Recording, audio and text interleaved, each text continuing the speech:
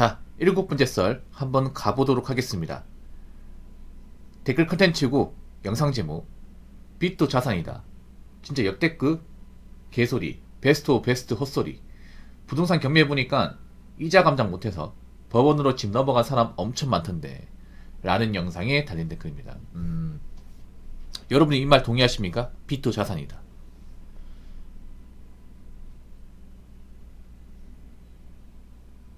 이런 말 유행했었습니다. 분명히. 지금은 잘 안 쓰는데 불과 한 4년 전, 5년 전에 많이 썼어요. 저는 이 말을 정말 싫어했어. 영끌 붐이 일어날 당시에도 싫어했습니다. 지금도 사람들이 정상이 안 사는 데 많은데 이때는 좀 부동산에 미쳐있는 사람도 많았죠. 굉장히 많았습니다. 여러분 2020년, 2021년에 어떤 일이 일어났는지 혹시 기억하십니까? 뭐 여러가지 일이 일어났겠지만 대표적으로 부동산에 대격변이 일어났죠. 사람들이 부동산에 미쳐가지고 어떤 식으로든 빚을 많이 내가지고 집을 사야 된다. 안 사면 후회한다. 빚을 많이 내더라도 지금 당장 사야 나중에 후회가 없다. 그리고 지금 못 사는 사람들은 앞으로 집을 영원히 못 살 것이다. 땅을 치고 후회할 것이다. 그런 말이 좀 유행어처럼 번졌거든요. 뭐 여러분은 안 썼겠지만 영끌하신 분들이 그런 말을 좀 많이 썼어요. 근데 누가 땅을 치고 후회했을까? 일단 영끌을 하지 않은 사람들은 땅을 치고 후회하지 않았습니다. 오히려 이 생각이 들었죠. 아, 그때 내가 영끌에 가다 말해서 다행이다. 아, 나도 그때 헛바람 들어가지고 따라갔으면 어떻게 되었을까? 하긴 그때 좀 뭔가 이상하긴 했어. 아무리 뭐 새 집이 좋아도 뭐 그때 안에 못 사는 것도 아니고, 그리고 집값이 말도 안 되게 올랐는데 저걸 덜컥 산다고? 오히려 안도의 한숨을 쉬지 않을까? 영끌하지 않은 분들은. 반면 영끌하신 분들은 땅을 치고 후회하지 않을까? 아, 내가 그때 왜 미쳐가지고 뭐에 홀려가지고 집을 샀을까?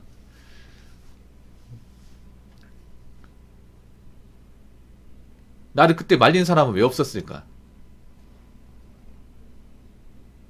왜 그때 무리하게 집을 사가지고 이런 개고생을 하고 있을까? 이런 마음고생을 하고 있을까? 올해는 무사히 넘어갈 수 있을까? 왜 집을 내놨는데 사가는 사람이 없는 거지? 보는 사람이 없는 거지?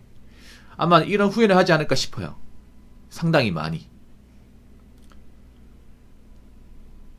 뭐 아파트가 좋은 공간이야. 아파트 사면 좋아. 인정합니다. 근데 아무리 아파트가 좋아도, 아무리 신축이 좋아도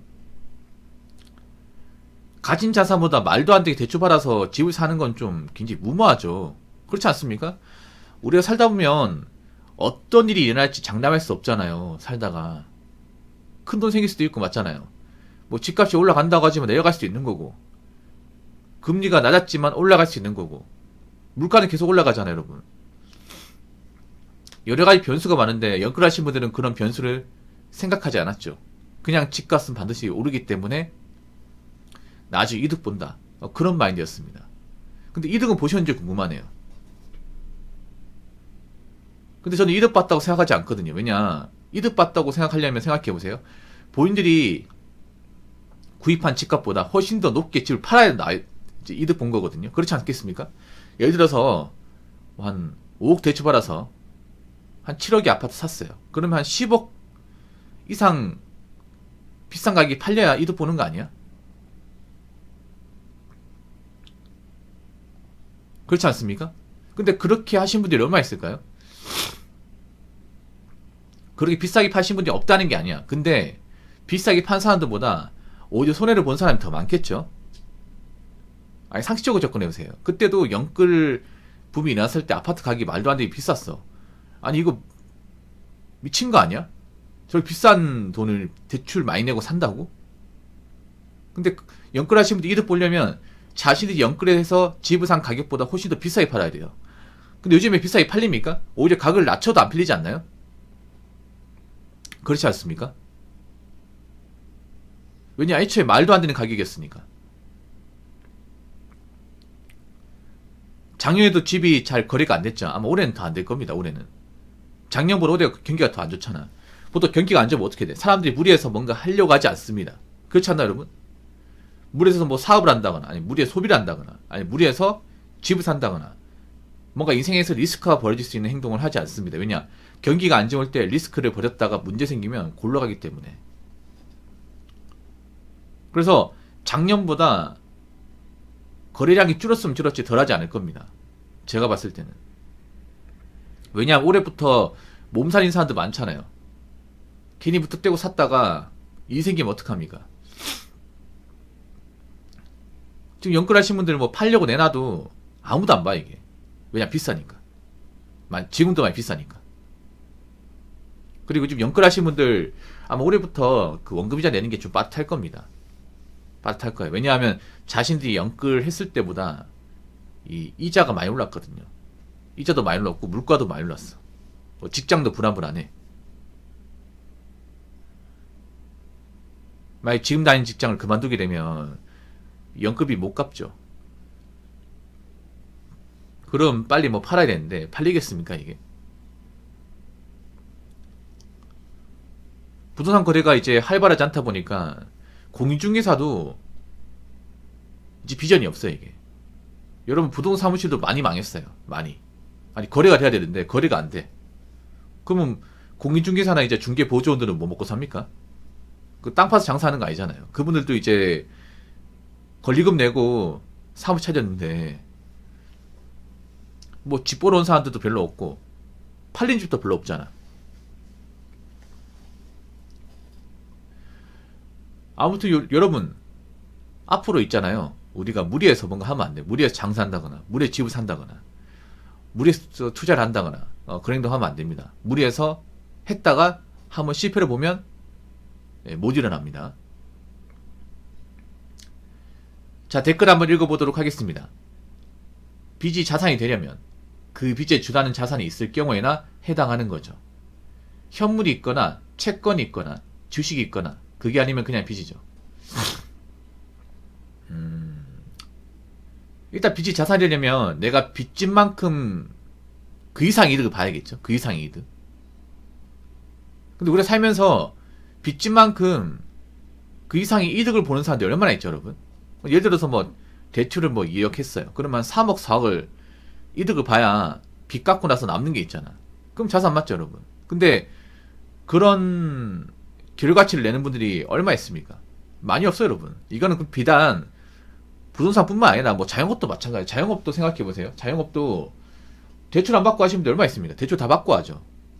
가지고 있는 자본까지 부족하니까. 그러면 대출 받아가지고 하는데 그 대출은 갚고 자기가 투자한 돈 다 메꾸고 이제 남겨먹기까지 하는 분들이 얼마 있을까요? 많이 없어요, 여러분. 지금 장사하시는 분들 중에 원금 까먹은 분도 많아, 이게. 장사가 잘 되는 집 얼마나 있어요, 여러분? 장사가 잘 되는 집. 보통 웬만한 장사는 5년 안에 망하는데, 5년 안에. 근데 5년 안에 본전 뽑을 수 있어요? 안 되잖아요, 이게.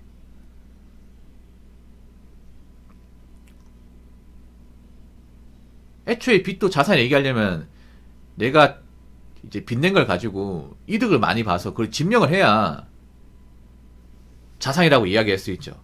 근데 증명한 적이 별로 없어, 역사적으로. 그냥 대출 받은 것만으로 자산 얘기하면 안 되죠.